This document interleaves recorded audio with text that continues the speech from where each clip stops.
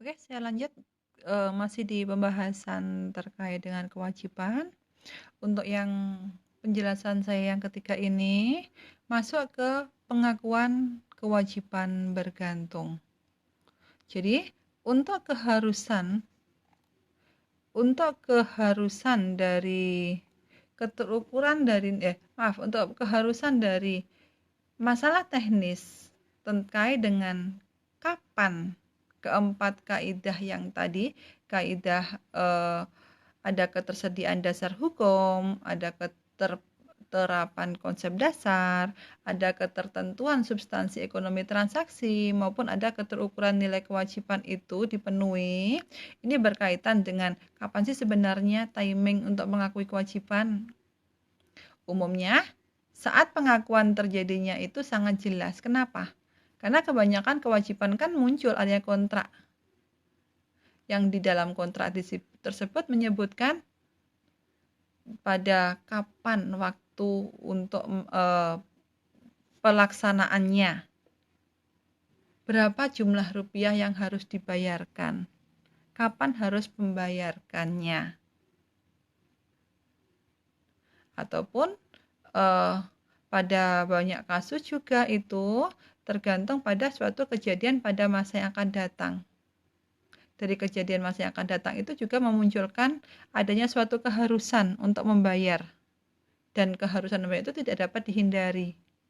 Maka di sini kita bisa membuat suatu keputusan. Jadi kaidah pengakuan penanggungan tersebut. Saat untuk mengakui kewajiban itu, pertama, yaitu saat penandatanganan kontrak efektif. Jadi pada saat terjadinya penandatanganan kontrak, kalau sudah ada kontrak, berarti di situ memunculkan adanya suatu hak dan kewajiban nih. Ada kontrak, berarti di dalamnya memunculkan adanya hak dan kewajiban. Hak dan kewajiban. Dan dengan adanya kontrak, maka pengakuannya di sini menunggu sampai dalam salah satu pihak itu bisa memanfaatkan ataupun bisa menguasai dari manfaat yang diperjanjikan. Untuk apa sih? Untuk bisa memenuhi unsur kewajibannya. Ini. Jadi dengan adanya kontrak maka memunculkan hak dan kewajiban. Yang kedua, yaitu dengan bersamaan dengan pengakuan biaya. Kalau misalkan barang dan jasa yang menjadi biaya itu belum dicatat sebagai aset sebelumnya. Jadi bersamaan saat pengakuan biaya dan pengakuan aset. Yang ketiga, pada akhir periode. Kenapa? Karena penggunaan asas akrualnya itu melalui suatu proses penyesuaian. Jadi dengan adanya pengakuan ini memunculkan adanya pos utang atas kewajiban akrualnya atau disebut dengan akrual liabilitiesnya. Jadi berdasarkan poin ini, kita bisa menyimpulkan kalau pengakuan kewajiban itu bergantung,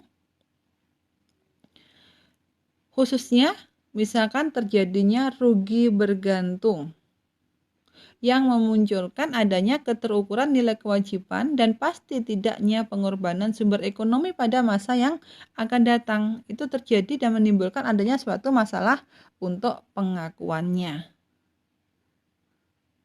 Jadi dalam FASB itu menyebutkan dan juga memberikan contoh tentang keadaan bergantung rugi atau disebut dengan loss contingency-nya. Ada apa sih? Adanya loss contingency itu dipengaruhi oleh yang pertama, adanya ketertagihan piutang usaha. Bagaimana untuk ketertagihan dari piutang usaha suatu entitas? Terus yang kedua, kalau yang namanya hutang kan adanya suatu jaminan. Jadi di sini untuk pengakuan kewajiban tadi itu mengharuskan adanya keharusan berkaitan dengan jaminan produk dan juga kerusakan produk. Jadi ada seperti itu.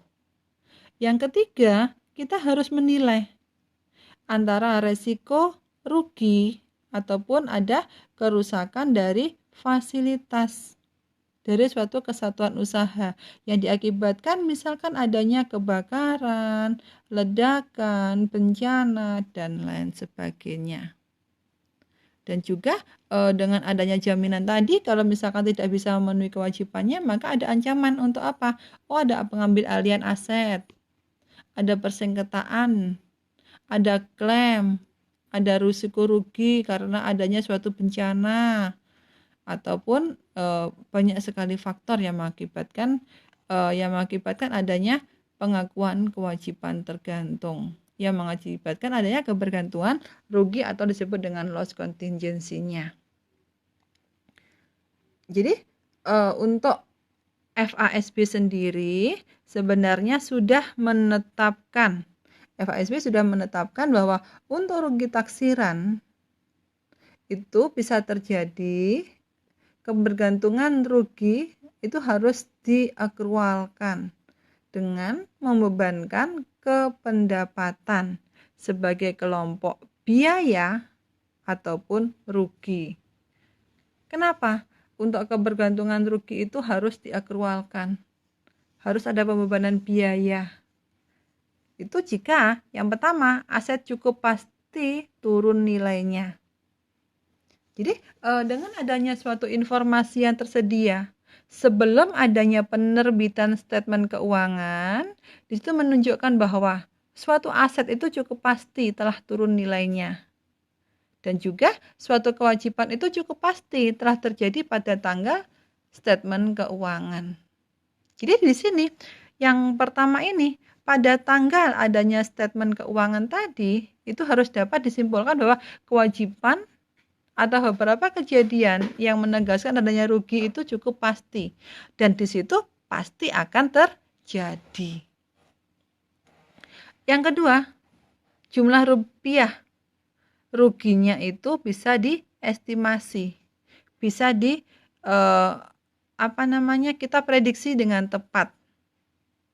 Jadi untuk kondisi ini, kalau misalkan kita bisa mengetahui sebenarnya berapa sih jumlah yang kerugian kita, kalau misalkan itu bisa dipenuhi, maka jumlah rugi potensial itu harus bisa diungkapkan dengan menjelaskan terkait dengan bagaimana sifat, implikasi. Maka bisa diakrualkan terkait dengan rugi potensial sebelum adanya suatu kejadian yang menegaskan terjadinya dilandasi oleh interpretasi dari suatu kewajiban dan juga aset. Kejadian yang menjadikan kewajiban bergantung cukup pasti terjadi. Jadi dengan adanya suatu kejadian misalkan dalam suatu entitas itu ada kewajiban yang tidak dapat tertagih. Nah, bagaimana agar kewajiban tidak tertagih itu tidak menjadi kerugian dalam suatu entitas? Maka sebelumnya entitas itu harus membuat pos terkait dengan cadangan kerugian piutang. Jadi kalau misalkan ada seperti itu, kita bisa membuat pemetaan. Piutang, kita bisa membuat, piutang itu usianya 1 sampai 30 hari, 31 sampai 60 hari, dan seterusnya. Kita bisa membuat estimasi, mana piutang yang tidak dapat tertagih dan yang dapat tertagih. Kalau kita lihat dari jatuh tempo, misalkan seperti itu. Jadi itu penjelasan terkait dengan kaidah pengakuan dan penanggungan dari suatu kewajiban. Untuk selanjutnya yaitu pembahasan terkait dengan pengukuran. Jadi pengakuan sebenarnya kan sudah dilakukan setelah adanya suatu kewajiban. Kewajiban itu kalau sudah diukur secara pasti maka akan munculkan adanya suatu pengakuan. Jadi terjadinya suatu kewajiban itu disertai dengan bagaimana sih sebenarnya aset itu diperoleh. kewajiban itu muncul karena adanya perolehan suatu aset. Nih, pemerolehan aset. Ataupun munculnya karena adanya pinjaman. Misalkan adanya suatu penerbitan obligasi, surat hutang. Ataupun kewajiban itu muncul karena adanya penerimaan uang muka untuk barang atau jasa. Maka di sini untuk pengukur yang paling efektif untuk menentukan kos kewajiban pada saat terjadinya yaitu dengan adanya penghargaan sepakatan. Measurement consideration. Jadi bukan dilihat dari berapa jumlah rupiah untuk pengorbanannya, tetapi berdasarkan suatu penghargaan sepakatan. Jadi untuk suatu kewajiban jangka pendek, untuk kos penunda itu dianggap tidak cukup material, sehingga jumlah rupiah kewajiban yang diakui itu sama dengan jumlah rupiah pengorbanannya pada masa yang akan datang. Jadi untuk terjadinya kewajiban itu disertai dengan pemerolehan aset atau timbulnya biaya. Pertama itu kewajiban muncul akibat adanya pembelian secara kredit. Nilai syarat tunai lebih tepat mengukur kewajiban karena aset yang bersangkutan juga diukur dengan jumlah tersebut. Maaf, ini kewajiban dalam pembelian secara kredit. Jadi untuk pengakuan atau untuk pengukuran asetnya yang paling objektif adalah kos tunai atau disebut cash cost atau kos tunai, implied cash cost. Karena kewajiban itu merupakan suatu bayangan cermin aset yang pengukurannya juga mengikuti pengukuran aset. Sebagai contoh misalkan, saya kasih contoh misalkan entitas. Itu ada kontrak untuk pembelian mesin, Perusahaan itu menyepakati sebenarnya harga kontraknya misalkan 1.600.000. 1.600.000.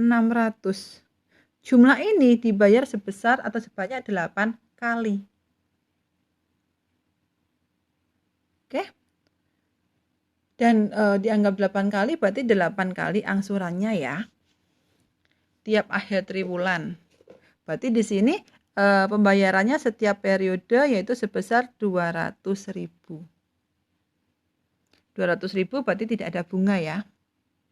Nah, sebenarnya dari kasus ini kita bisa melihat sebenarnya harga nominal kontrak itu melebihi dari kos tunai implisitnya. Kalau mesin tersebut diperoleh dari toko, misalkan harga tunai mesin itu 1.465.000 misalkan awalnya. Maka jumlah rupiah kos tunai implisitnya itu harusnya ada selisih sebesar 135.000. Jadi setara dengan bunga yang harus dibebankan terhadap pendapatan selama waktu kontrak. Jadi aslinya harganya 1.465.000 tapi dijual karena kredit dijual harga sekian. Seperti itu. Maka kewajiban itu harus diakui pada saat terjadinya transaksi. Gimana sih jurnalnya untuk kewajiban ini? Jurnalnya yaitu dengan debitnya, misalkan tadi ada mesin. Kreditnya apa? Karena dilakukan secara kredit maka memunculkan adanya utang usaha. Seperti ini jurnal yang dibuat. Jadi untuk pelaporan kewajiban itu harus menunjukkan berapa sih sebenarnya nilai tunai implisit. Caranya bagaimana? Dengan mengurangi antara beban bunga tahunan terhadap suatu utang usaha. Untuk bunga, perlakuan bunga itu tidak diakui sebagai suatu aset. Kalau aset dan kewajiban dicatat dan dilaporkan sebesar, misalkan tadi saya sebutkan 1.600.000, maka kos aset dan kewajiban itu harus juga akan terlalu tinggi. Itu terkait dengan pengukuran. Diskon obligasi. Apa sih yang disebut dengan diskon obligasi di sini? Nilai nominal atau jatuh tempo dari utang obligasi. Jadi di sini disebut dengan diskon obligasi karena dianggap sebagai suatu sebenarnya jumlah rupiah kesepakatan pada saat penerbitan obligasi itu berapa. Maka pembayaran masa datang dari suatu obligasi itu ada dua unsur sebenarnya. Sebenarnya nilai sekarang dari obligasi itu nilainya berapa? Dan juga harus menyertakan selain dari nilai sekarang, itu harus didasarkan pada berapa besarnya bunga efektifnya. Oke, seperti itu. Apa sih sebenarnya disebut dengan makna harga efektif obligasi? Kalau misalkan sudah ada kesepakatan dalam hubungannya terkait dengan obligasi, maka ketika sudah mulai berjalannya kesepakatan tadi, misalkan ada bunga sebesar 100.000 tiap tahun, dan bunga itu sudah terhimpun dan sudah dibayar secara periodik, maka jumlah rupiah utang obligasi yang awalnya itu dicatat, maka akan lama-lama akan menjadi bertambah menuju jumlah rupiah nilai jatuh tempo atau nominalnya. Berarti lama-lama akan sudah sesuai dengan pembayarannya itu harus sebesar sekian. Berarti sudah terlunasi. Oke, saya kira terkait dengan pengukuran penjelasan saya sudah cukup. Oke, mudah-mudahan dari penjelasan yang saya berikan ini bisa diterima. Akhir kata, Assalamualaikum warahmatullahi wabarakatuh.